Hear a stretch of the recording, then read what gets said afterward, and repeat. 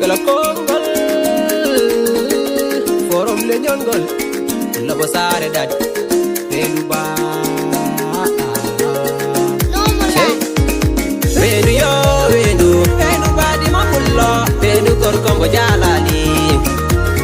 Pelu yo Pelu Pelu Dabel Najo Pelu jo Makakaji Pelu yo Pelu Pelu Kange Kalis Pelu Badi Jineji Pelu yo Pelu Pelu Badi Mamulla Naidaneji Awasani Pelu Bagidam Nagonda Jawana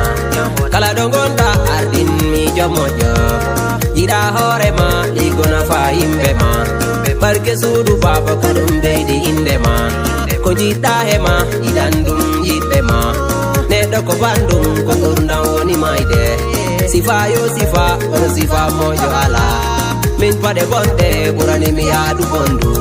Barke muinede inde ndende sodede Yitbe ma jabat anbe ma da benana Beli be metibe inde mada lugete Benu bagidam kiroma kala salmina Benu yo benu Benu badi makullo Benu korkombo jalali Benu yo benu Benu dabel najo Benu jo makakaji Benu yo benu Benu kange kalis Benu badi ineji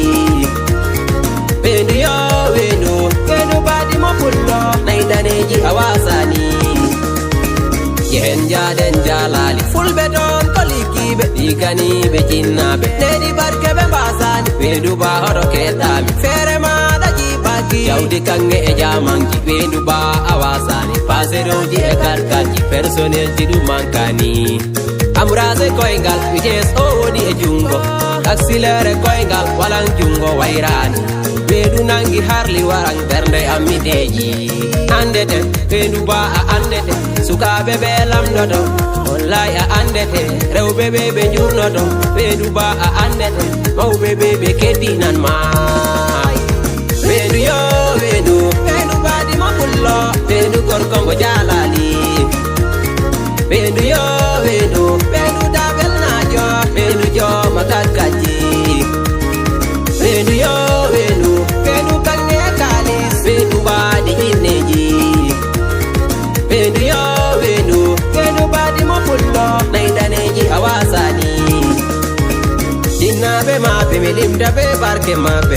Mudu aida jallo be go jinnabe ma Ummu debu mada Maryama koto mada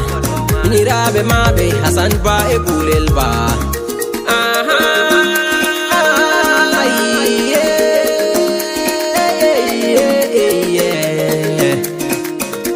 Kolira wata ko solu kala walani dum